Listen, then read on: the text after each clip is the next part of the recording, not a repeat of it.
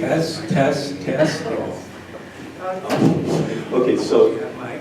actually, yeah, before the meeting, Mike, do you want to talk a bit about this, the New York Sci-Fi Fantasy Meetup? And so there is some criticism of that term from some panelists who shall remain nameless, but please do. Take the place off, I didn't name the group. Ah, okay. Criticize someone else. Yeah. It was on that, He's moved, by the way. yes, that's great. Okay. Oh, okay. Yeah, so it's first Tuesday of the month, which Yeah. actually kind of conflicts with the KGB reading. Oh, at the bar? Yeah, which we may actually want to discuss later. So that is affiliated with this Asimov Centennial one-time meetup, which I'm paying $15 a month for, so that probably will go away and redirect to the other instantiation of the meetup after this. So that's why there is the URL two-level redirection. So, you know, adjust your bookmarks, but the URL on the poster should work forever, despite what Fancy Encyclopedia said. Okay, so now formally, welcome to the celebration of approximately Isaac Asimov's 100th birthday, and thank you for coming. I'm Flash Sheridan, my wife Olga Morozhenko and I are the organizers of this meetup. Our thanks to City Tech for hosting us, and to Professor Ellis and Dean Vasquez-Ortiz for their help both for this meetup and for the annual City Tech Sci-Fi Symposium. Now, to get historical, I said approximately because there were no records of exactly when Isaac Asimov was born in Russia. January 2nd was a possible date which he chose later in life and which we choose to follow. So first, I'll explain what I'm doing here. I've been an Asimov fan since the age of 11. He was the first science fiction writer I ever met at a book signing at Bear Searles' old science fiction shop in Greenwich Village, now sadly departed. Yes, should be unchecked. Olga's also an Asimov fan. Not entirely coincidence, but I would like to point out that's not the only reason I married her. So, when she was growing up in the Soviet Union, she was able to obtain some of his books, but that's also not the only reason she became a biochemist. So when on Dr. Asimov's 99th birthday, we searched the web to find out who was organizing the Centennial celebration, and we found a discussion thread on Reddit. I was quite surprised to find out that the answer turned out to be us. We've not done this before. Fortunately, we were honored as such distinguished Asimovian guests agreed to join us, so I'll now briefly introduce them. Each is going to say something about Dr. Asimov, then we'll have a panel discussion followed by questions from the audience. The one guest who should need no introduction in this company is Sheila Williams, editor of Asimov's Science Fiction magazine, who worked with Dr. Asimov for 10 years. Our next guest, in one of his manifestations, may need no introduction to some of you. And in fact, maybe the reason you're here, as Erwin S. Strauss, he's the author of the Science Fiction Convention Calendar in Asimov's magazine, which you may have gotten an electronic copy of. I have not actually received my physical copy because of an ice storm, apparently. And I'm grateful to him not just for that listing, but also, again, here I am going to need to be quite careful, maybe I need to hide that. I'm grateful for the listing because when the Lunacon convention, which I'd attended in my youth and wanted to attend after I moved back in California, was canceled, I eventually found out from the listing that, and here I need to just phrase this very carefully, heliosphere existed after Lunacon was canceled, and I'm carefully not saying, taking sides in dispute about the exact motivation for that. In his more colorful incarnation, he's the renowned fiddle singer Filthy Pierre, and I'm grateful to him for introducing me to the song version of Dr. Asimov's Cage of Steel, which is one of my favorite folk songs, one of the highlights of my first Boston, which is the Boston Science Fiction Convention. Then Andrew Porter is the Hugo-winning editor of several fanzines and semi-prozines. Algol, which in my youth was... Became Starship. Yes, became Starship, which I think was after, for me, the golden age of science fiction, so I wasn't familiar with that. Then later the Science Fiction Chronicle, and Algol is what I much more know about the science fiction community. And then one additional bit of history, which we hope to learn more about, is Dr. Asimov's FBI file. So, last, but to my way of thinking, Back here. So, last, but I think at least decidedly not least, Professor Olga Morozhenko, biochemist who lectures here at City Tech. She's going to discuss how even a generation after his death, Dr. Asimov's scientific writing still helps to convey knowledge to a new generation of students. But before I turn over to the panelists, I want to demonstrate the breadth of Dr. Asimov's accomplishments by mentioning a couple of fields outside the area covered by many of our panelists. I found Asimov's Guide to Shakespeare, despite my high school English teacher's disapproval, exceedingly helpful, and I keep a copy on my shelves for whenever I watch a BBC Shakespeare video. And unlike my English teacher who disapproved, I needed to know what happened in reality to the characters in Shakespeare's history plays. So let that be a lesson to anyone who tries to dismiss Dr. Asimov as a writer of escapist literature. And finally, in the program from a recent performance by the New York Gilbert and Sullivan players of Violante, which I'm afraid I forgot to take out of my bag, the star, James Mill, who splendidly portrayed the Lord Chancellor, which is very interesting if you follow English politics, was supported by the 21st Isaac Asimov Award for Artistic Achievement, which according to Wikipedia is the 5th award named after Isaac Asimov. I'm not sure what the other 4 are. And now we'll turn over to Shirley. Thank you very much. I feel funny. Does anyone need the microphone? I wish the audience was more this way. Yeah, because we're facing this way, the audience is over here. Please do use my phone. Okay. For posterity. Okay, I just want to get the audience over in front of us. That is your prerogative. I think we'll look better for posterity, too.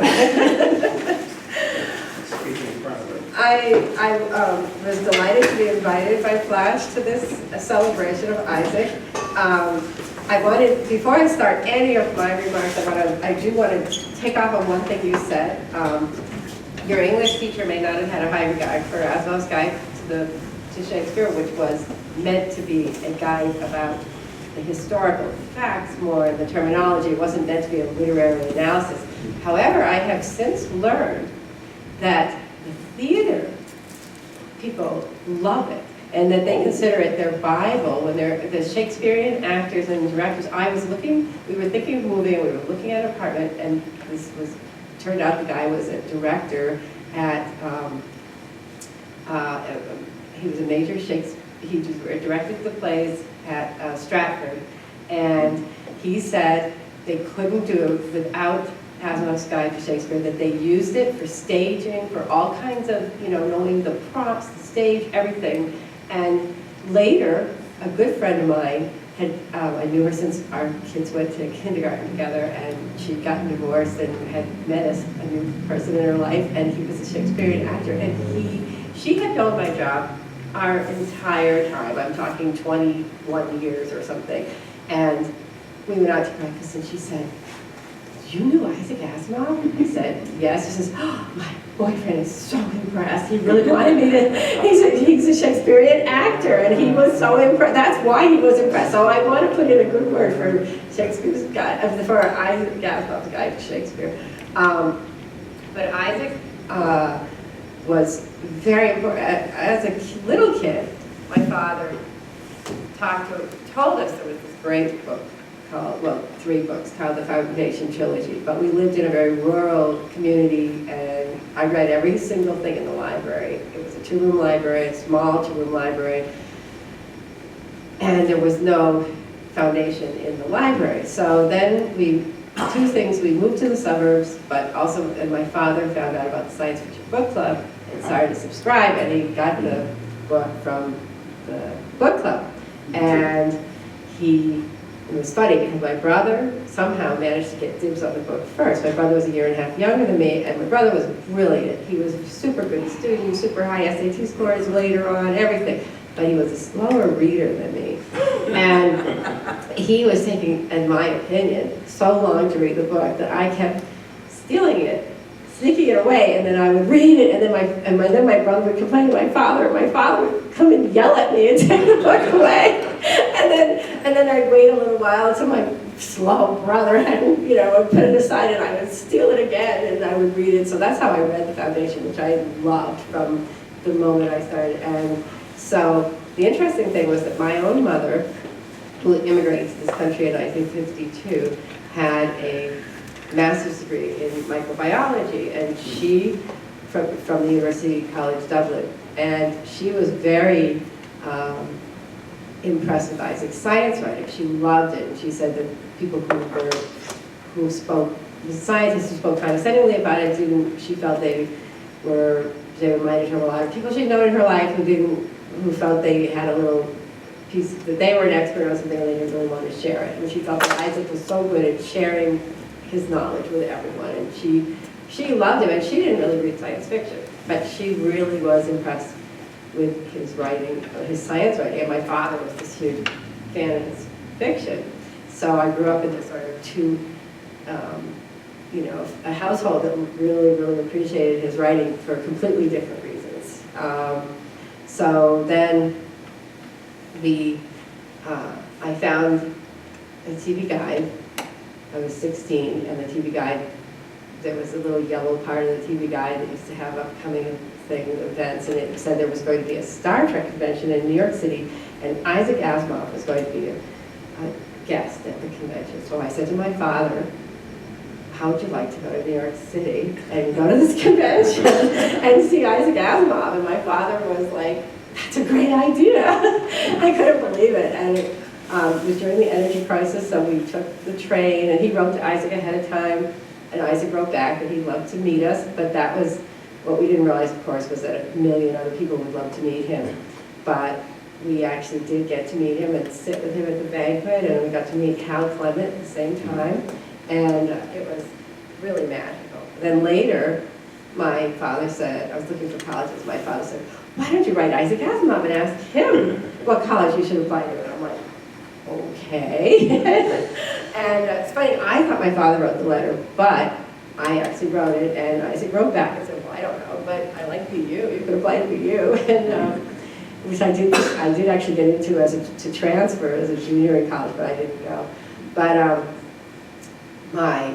it was funny. I thought my father had written it, and then many years later, Stanley Asimov, Isaac's brother, was putting together a collection of Isaac's letters, and he was going through thousands and thousands of letters from the library where Isaac had sent the letters and BU, and he found both pieces of correspondence. The earlier correspondence between my father and Isaac about Boscone, about the Star Trek convention, and then my correspondence with him about college. And he said, he put it in the book, he said, partly because when he told me, I said, oh my God, you really have been reading all those letters. So he said he thought that was the validation for all the rest of the world, that he had read every letter. And that's how I found out that I had written the letter, that I had misremembered. So it was really, my dreams, I love science fiction from an early age. It was what I loved to read the most of anything, but and I loved the whole concept of magazines. But I just never would have believed as a 14-year-old that I would end up working on the magazine with Isaac Asimov, and that was just an amazing dream come true. So it was funny that 10 years later, I was working diagonally across the street from where I had first met him. And we worked together for 10 years. Yes, at the Commodore Hotel. And, it had been the Commodore, now it was the Grand Hyatt. And so I can go on and on, but I will let all the other panelists talk first. That's how my original connection with Isaac started.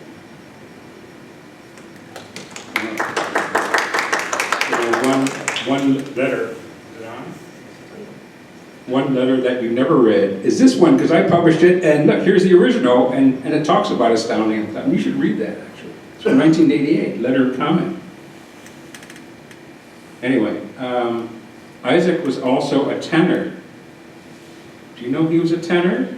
Yes, I know. And he sang there was an SFWA, a Nebula banquet in New York, and he was singing to various people. He sang to Anne McCaffrey, and to the tune of San Francisco. He sang, the words are, I won't try to sing it, but it was, Anne McCaffrey, open your golden gate. And she tried to sing through the floor. And Larry Ashmead and a whole bunch of other people. And it was very, very strange, because he actually had a very good voice. But it was really strange to see him singing at this gathering of science fiction notables. He never he never sang anywhere else that I'm aware of, any other convention. Well, he sang a lot. He sang with the Flash, you know, he sang with the Gilbert and Sullivan Society. And he sang every time he came into the office when he was in a good mood. He sang down the hallway walking to our office. And once in a while, he sang in the office with us, but he sang all the time. We sang with and that's why at his memorial, the Gilbert and Sullivan Society, oh my God, that was so beautiful. They did, where there were I think 12 speakers, doesn't really matter. I was one of them, and they would have about, I think 3 of us, and then a performance from the Gilbert and Sullivan Society, and then 3 of us, and then another performance. It was, I thought, a beautiful memorial, even though, and I was one of the speakers, but that's not why. I thought the whole combination was gorgeous. That's separate from the ethical culture. It was at the Ethical Culture Memorial. It was the Ethical Culture Memorial, and they were there performing. Oh. Yeah. Well, they were there. Oh, you have your own microphone. Okay. Or are you still speaking? I don't know, I mean, it's just, Isaac was just always there. I mean, I never had any professional relationship with him. There's a letter of comment that he sent me in 1988 to correct something that I published in Science Fiction Chronicle, and that was wrong, and he corrected me, and here Sheila gets to read it for the first time. I've read it before. You read it? You read it in SF Chronicle? I did, yes, I Of did. course. Okay. I knew all, yes. And I have all sorts of stuff for show and tell here. I was looking and looking and looking for Isaac's FBI file, because, you know, Russian guy and, you know, up to no good probably, someone's a precious mind. And it's on the internet, I printed it out, and here it is, and you can look at it, pass it out, you can look at it. And I have other things. One of the big items I published that was that Isaac died of AIDS, and he got it during a transfusion in 1983. He had heart bypass surgery, and it was before they were screening the blood, transfusions, blood donated for AIDS. And he and Arthur Ashe, as a result, both died of AIDS, and it was not known at the time, and it became a big item. And here's my report on it, and you can look at it. And I have a whole bunch of photos. Isaac in the background as Corey Ackerman is getting the first Hugo, the 1953 Wolfgang. Print that out, and I'll pass them out. And here's Isaac in 1942, not my photo, because this is before I was born, with Ellsberg de Camp and Robert Heinlein at the Philadelphia Navy Yard. And here's a picture of Isaac with Janet, which someone wanted to publish, except they wanted to buy all rights and pay nothing and take the copyright, and I told them where to go, and that was Alex Lee, by the way, for the book. And I think it's a great photo. It's a beautiful Photo I took. But, no, I agree with you. No. And here's a photo I took in 1967 at Nikon 3 with Harlan Ellison, Isaac and Harlan Ellison. Baby Harlan. And here's a picture of Isaac with Arthur C. Clarke and Lester Del Rey. And here's a great one. Here's Isaac using one of those engraving tools for, you know, if you're afraid of being burglarized. He's autographing this guy's Mac, his Macintosh. Great. I have no idea what happened to that Macintosh, but it's great. It's a wonderful photo. And here's Isaac with his incredible mutton chops with David Hartwell and Gene Wolfe. And he did mutton chops really well, as I recall.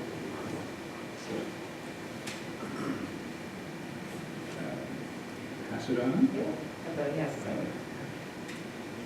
Well, my direct connection with Asimov was really very limited.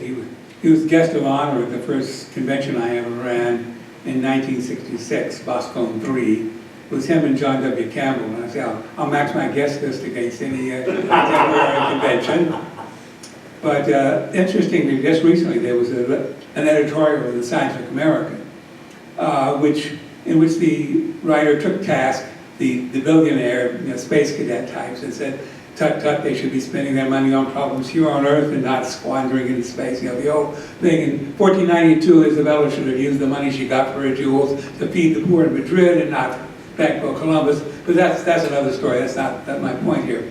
But she blamed these proclivities on, as she put it, boyhood summers spent reading Robert Heinlein and Isaac Asimov. And I said, with Heinlein, okay, she's got a point. There's no doubt about that they were inspired by him. But I beg to differ on Asimov, that Asimov wasn't really writing about space. Even if they were set in space, it was a very unusual kind of space with no aliens. It could have been all done on Earth just as well.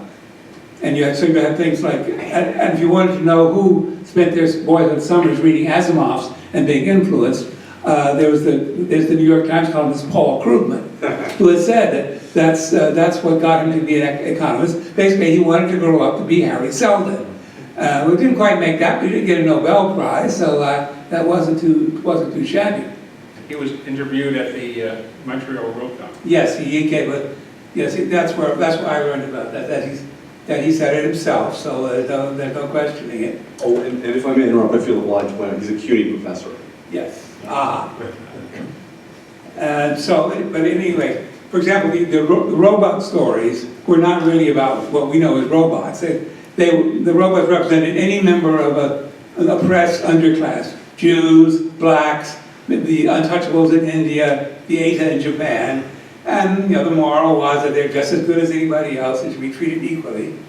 Or as his colleague Randall Garrett put it, with apologies to Kipling, as a friend I wouldn't trade you. By the Asimov who made you, you're a better man than I am, hunk of tin. And then you had the foundation stories, again, nominally set in space, but could have been done right here on Earth. And they're basically about Keynesian economics. And psychohistory is basically Keynesian economics writ large, expanded to include all of human affairs. And it was sort of the idea of what I guess you might call technocracy or expertism, that these matters could be reduced to exact sciences, and then policy should be run by technicians learned in those sciences, and politicians and other hoi polloi should not interfere. And that was a very popular idea at the time, but then along came Vietnam, and we saw where this sort of scientific management could lead. And so the idea is a little bit tarnished, but at the time it was a perfectly legitimate idea, but it was entirely about social issues here and now, just what the editorialist wanted the billionaires to be concerned with. So as I said, I sent off a letter to take exception on, defend the honor of Isaac Asimov. I didn't bill myself as a member of the staff of the magazine. That might have been a bit presumptuous, but that's really what I have to say about my direct experience with Asimov. Other than, of course, I spent my boyhood summers reading them, and continue to enjoy them. And that's about all I have to say.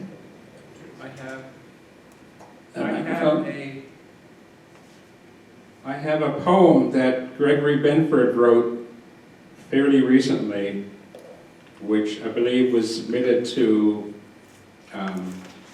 was it Asimov's SF magazine, and it is not going to be published there, but it's going to be published in Galaxy's Edge. Anyway, and if I can read it, it's like 3 pages. For us. All right, you mind if I read it? Sure, please. For years I knew Isaac from the outside, through dread nightfalls and fresh daybreaks over the galactic empire, seeking as a teenage kid from Alabama to know a future that hung foggy, shadowed, till I met him in his penthouse high saw, shades drawn down against the immensity lurking over Central Park. He would not lie in a bed against that outer wall, he who deployed battle cruisers through the starlit Sevagram, and was a guy who would not fly in airplanes. One roller coaster was enough. No, not tough that way. Afraid of heights, yet he lived in a penthouse because Janet wanted to, for the view, and once, only once, in a tux, high above Manhattan's flux, he backed out on the balcony for a photo, never looking around, or hearing the sound of time's sure falling. Still, he saw those silky realms above, even if those city-planet dwellers of Trantor also feared their heavens. New Yorkers all, they loved their Warrens.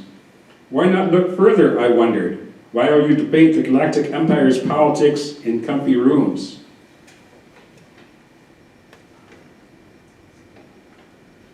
He would not entertain, when I brought it up, the odd, showy idea of cryonics.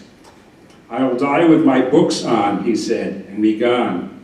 And the other dreamers, Crisp Heinlein, Folksy Simak, Krusty Jack Williamson, Wise Silverberg, ever young Clark, even Fred Pohl in his rational rigor, all wrote of passing like sunrise rays through the cold nitrogen lens to see landscapes beyond our gray reality. But none I found would take a free freeze, as one cryoner told me. Ginny Heinlein said he and she didn't want him to come back from that cold, silent, that dark, silent cold, though he was bold, and sure a better destiny brimmed ahead. Bradbury sipped a cool, dry martini, having gotten two from Aldous' one. And to ply the neighborhood argument, I'll be alone in a world I didn't know, forgetting that's the way he came in. No warm wife or daughters, maybe, though why couldn't they come? Yet fans, aplenty, time steeped in his voice, nostalgic. They're up ahead, beckons a life, splashed across a bright new world, and more. Vistas strange beyond the punctured metallic sky, huge above Metropolis. So I wondered why he did not rage against the fall of that night. There's much up ahead, he said, but you'll be dead. Whatever the odds, Isaac, and yes, they are small. At the very worst, you would lie in a sterile, dry hospital, bed on an inside wall, please, amid all those strained, dim faces dear to you, your past peeling out behind, a plot outline run backward. Morphine soft air and coughing out your last, about to endow your foundation. End of story, yes. Yet the cryonic text down the hall, waiting for the last notes strumming, in the back of your woozy mind, at a still center, would give a gift. You'd smile and go to that great deep release with a thin sliver of hope.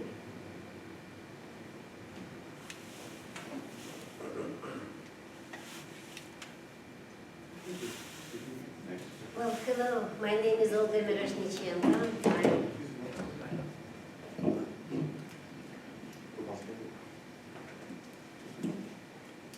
I'm a protein chemist and a biochemist, and I'm an ordinary science fiction fan. Isaac Asimov's book, I, Robot and the End of Eternity stood on my bookshelves along with other favorite science fiction writers. But distinguished participants who attended today, of course, know about Isaac Asimov's book much more than I am. However, for me, Dr. Asimov's book on science are equally important and engaging. His ability to pierce into the future and foresee forthcoming applications of recent discoveries was enlightening and influential. And perhaps it inspired generations of engineers and scientists. I just got a letter from a friend in Paris, molecular biologist, whose son enthusiastically reads Isaac Asimov, and he's going to be an engineer.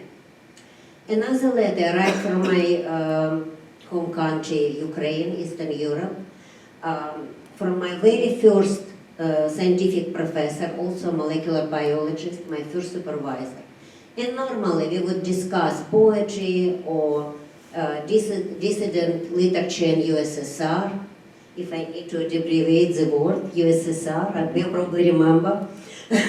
Country that does not exist, Union of Soviet Socialist Republics. But she turned out to be a fan of Dr. Asimov. And thank you, Dr. Asimov. Thank you, Dr. Asimov, for the inspiration and hope for mankind. And I wish that scientists social and political leaders had at least partial clarity of mind and wisdom of Dr. Asimov. Next. I teach biology in City Tech College and read paragraphs from Asimov's book to my students because they are so eloquent and so persuasive.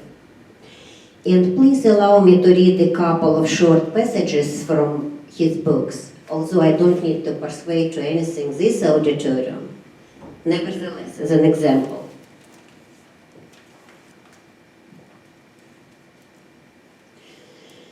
So, accumulation of human knowledge brought us to the point of developing techniques of genetic engineering.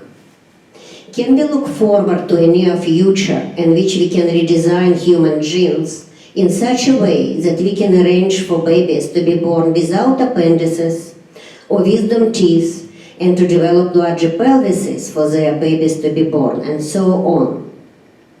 Yes, we can, but there are two catches. First, we have to learn a great deal more about genes and gene combinations that we know. We have to learn techniques for locating and altering genes, and these techniques already exist. You probably heard of CRISPR technology, etc. It's easy now. Just recently on the news where that Chinese gene engineer engineered two babies. But we have to know exactly which changes in the genes produce which changes in the body. Second, what about the side effects of changes that appear useful?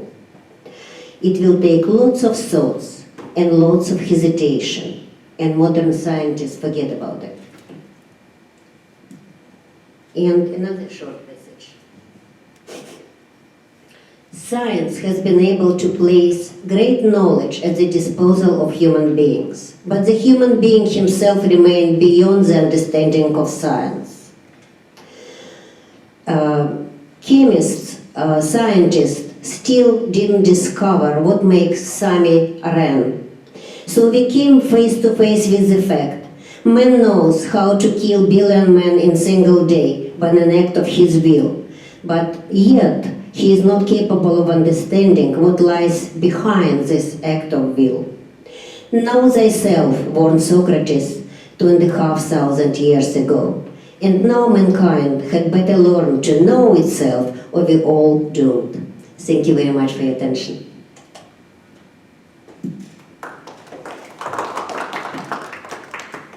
Okay, so now panel discussion. I guess we only have two microphones, which may somewhat sort of conversation. But if no one else wants to jump in, does anyone want to attack your thesis that Asimov was actually just writing about humans and the present or the past?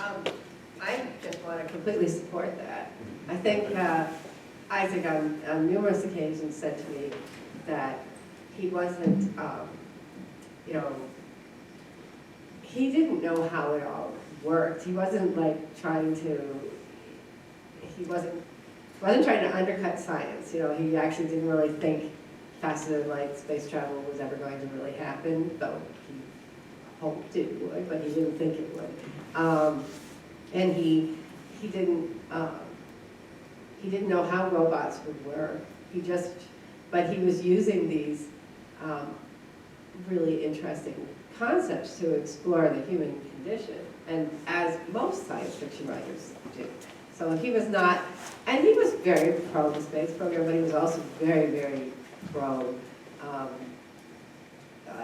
he had great compassion for people. He very proudly called himself a humanist, especially during the time when that word was being considered a pejorative.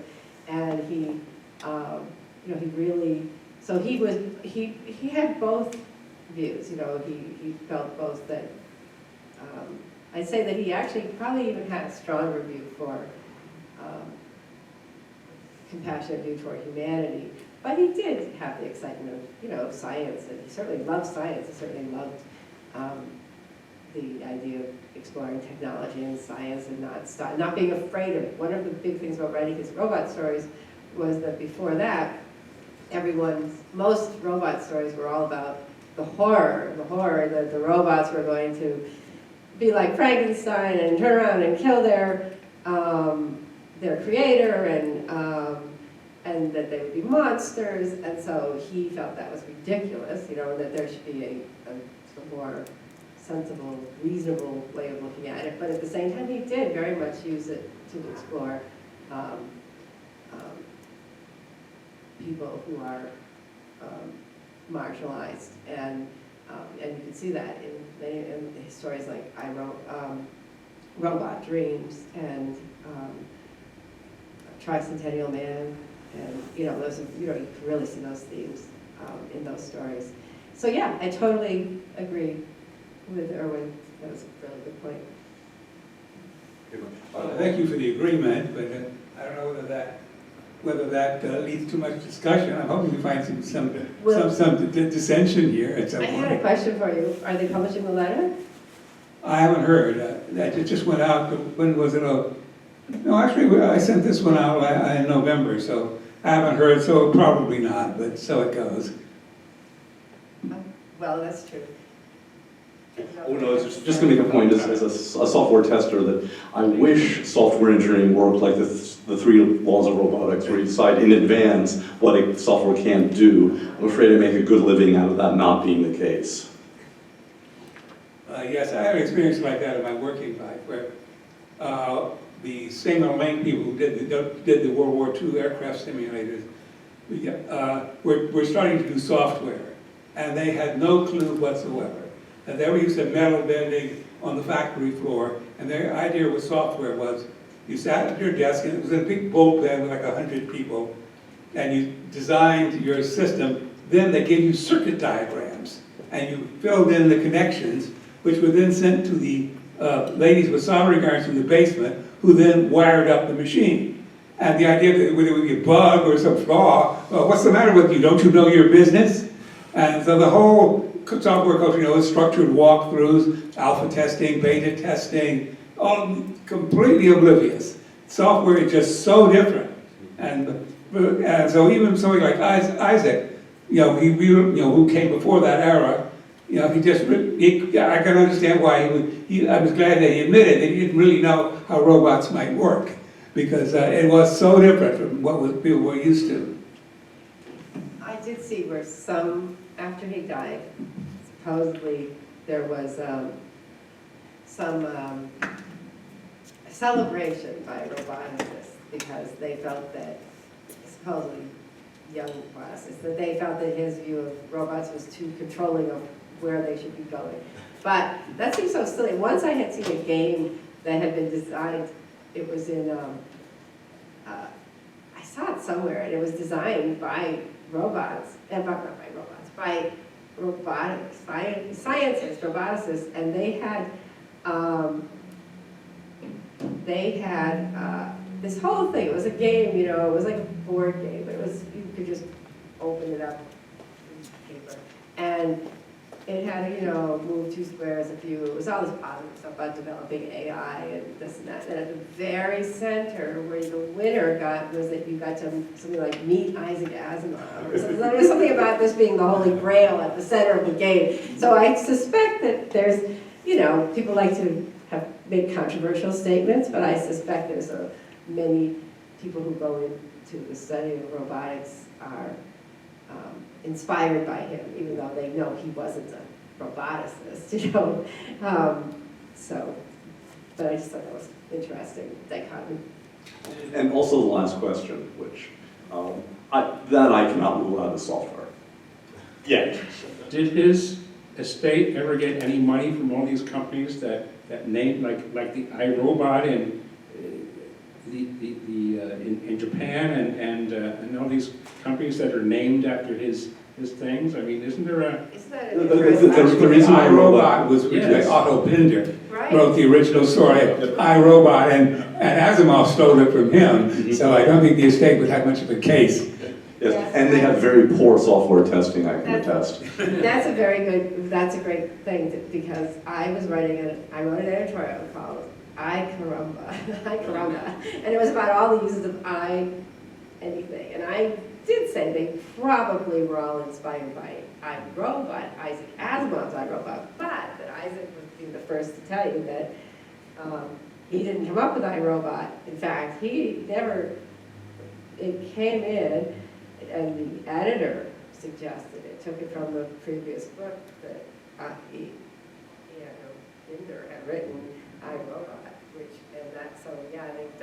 you can't copyright a title, and but obviously the Roomba, that company, the woman who founded it, she was clearly inspired by Isaac Asimov. She was a computer scientist at MIT, and she didn't call her company iRobot by accident. It wasn't because of Eando Binder. And yeah, for the record, Eando Binder stood for Edward and Otto Binder, Right. and it was really Otto's creation, iRobot. And they weren't nearly as good writers. Isaac never wrote about cats riding around on robots, though. Did he? No, I don't think so. no, that's an interesting.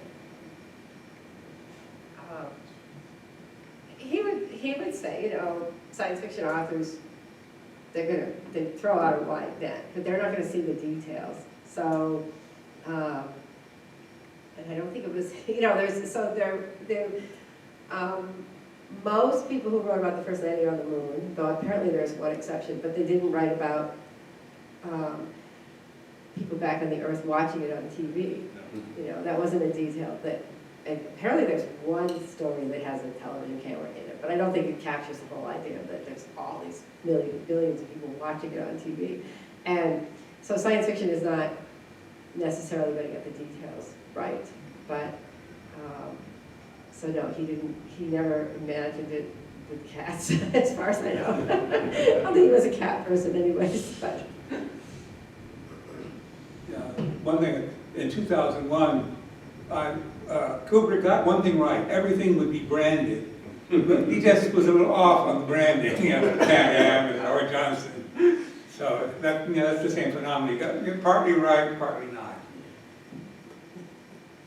It is not the function of science fiction to predict the invention of the car. It is the function of science fiction to predict the traffic jam. I think John Campbell, but I'm not sure.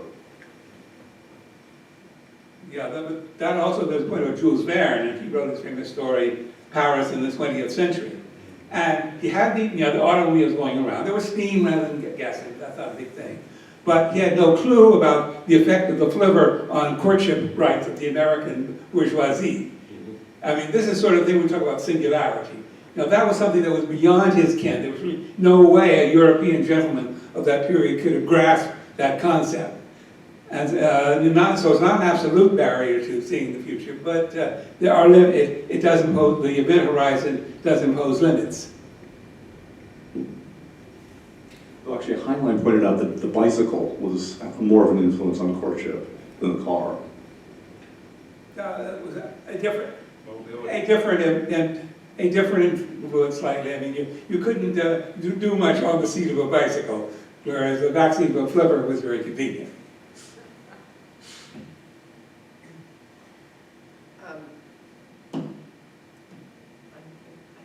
Trying to look for a fact. I should stop doing that. But I think it's really interesting that, when you go back to the concept of Isaac's, or all science fiction authors' influence on scientists and other thinkers and technologists and economists. And I think that's something that he would have been especially happy about. He worried before he died, he was very concerned about the future of the magazine. He really was worried that the magazine wouldn't last. And I said, and he had historical reasons for worrying. Most of the magazines he'd ever seen had come and gone. And, but I said, well, I think you put us on our feet. The magazine wouldn't exist. It wouldn't have been such a strong launch and picked up so many readers without his real support. And he was there all along, writing the editorials and answering the letters and the letters column and just having our backs. We had any issues with the corporate, that we had to deal with. But he And I said, so you've really, but I said, but I think you put us on our feet and we're in a very good position, and so don't worry. And now, you know, he died, when he died, the magazine was 15 years old. And now we're 43 years old. So it's been a long time, and no matter what happens in the future, and we're still going strong, but whatever happens in the future, he really has had a major, became a great place for authors to have the same kind of chance that he had, a first place to sell their stories to, or a new place to sell stories to. And so I think he had an effect there too, bringing about a magazine that would have a wide-ranging influence. So I think he would be very pleased with his legacy in many ways, and I thought that the theater industry, or that there are and scientists, and I was reading a book, and now I forget. It might have been by David Sobel, I think, years and years ago. I think it was right after my daughter was born, and there was a bibliography of the books that were used in the book, and it was something really out of the blue, like some bestseller science book. And in the back, and one of the books was Isaac Asimov's history of, it's his biographical encyclopedia of all the scientists and technologists up to 1900, which he said was a very convenient place to stop because most of them occur after that. So, but it had been used for historical research. So, anyways, that's what I just wanted to add that. Isaac had a photographic memory, didn't he? Nearly. What? Yeah. Nearly. There was one time when maybe Fred Pohl phoned him to ask a question. He didn't know the answer, so he looked it up in the Encyclopedia Americana, found a very helpful answer, which he transmitted to Pohl. And then at the end, he found that he had actually written that article. So, at least in later life, not quite photographic. I remember, do you remember what Fred Pohl said about, Fred had the funniest comment about writing, he had gone out to dinner with Isaac, and they were working on this final book, which actually Fred wrote mostly posthumously of Isaac. And it was on, I think it was on, it might have been on planet Earth or something, it might have been about environmental concerns, and could even been on climate change, I can't remember. It was something very, and very full subject, a lot of information. And Fred had said at dinner, Isaac, this is going to be such a great book. We'll pool our general knowledge to create this book. And Isaac was like, well, I'll put in all my knowledge, but what are you going to bring to it, Fred? Now, Fred told this story, which is why I'm telling it. I think that's unfair to Pohl. I think Pohl was the Encyclopedia Britannica's authority on the Emperor Tiberius, which is why James T. Kirk's middle initial stands for Tiberius. So I'm afraid Dr. Asimov was being a bit unfair, at least by normal standards. They were good friends. It was a joke.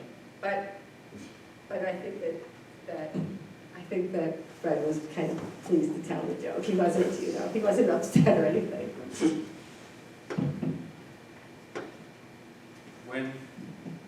When he was named a Grand Master by the SFWA,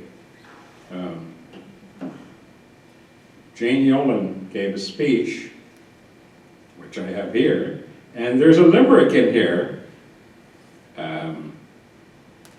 There is a young fellow named Asimov, who many consider now Hasanov, medallions and prizes of various sizes, and a rep like that ancient Greek Casanov.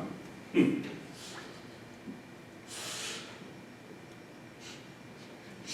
I think on the line there. He never could, he was really good at coming up with limericks, but he could never really come up with satisfying rhymes for Sheila, so I never got one. Which is fine, you don't need to Blame try your to. parents for that. I mean, some people have tried, there's not much you can do with Sheila, except for maybe, who's the guy who wrote a boy, Shel Silverstein who's, pour me another tequila, Sheila. But generally, there's not much you can do with it. Oh, and Asimov didn't drink, so. All sorts of stuff around. That's, we don't need to go into that. There was a young lady named Sheila That's fine. That's fine. who had a weakness for But tequila. I- Would kill you. Isaac did not write many limericks, but he did write many, and everyone in the office was all, they were all delighted to get their limericks. Okay, I guess unless anyone else wants to make more internal discussion, I suggest a brief break, and then after that, questions from the audience. And if anyone wants to look at Isaac's FBI file, here it is. And I was looking for it. It turns out it's available online. Who knew? If you Google Isaac Asimov FBI file, all sorts of PDFs come up. You want to look at this And one? he knew about it, when it was released before he died, so Yeah. he knew about it, he was bemused by it. Well, you know, Russian name and who up to Immigrant, Russian. No, he was definitely openly up on that. Yes, He made no yes. secret of Yeah, it, so. that's true. Form of robot socialism. Yes. And also being a black man, so At least one way. Yeah, I've got copies here of that letter to the editor I wrote, if anybody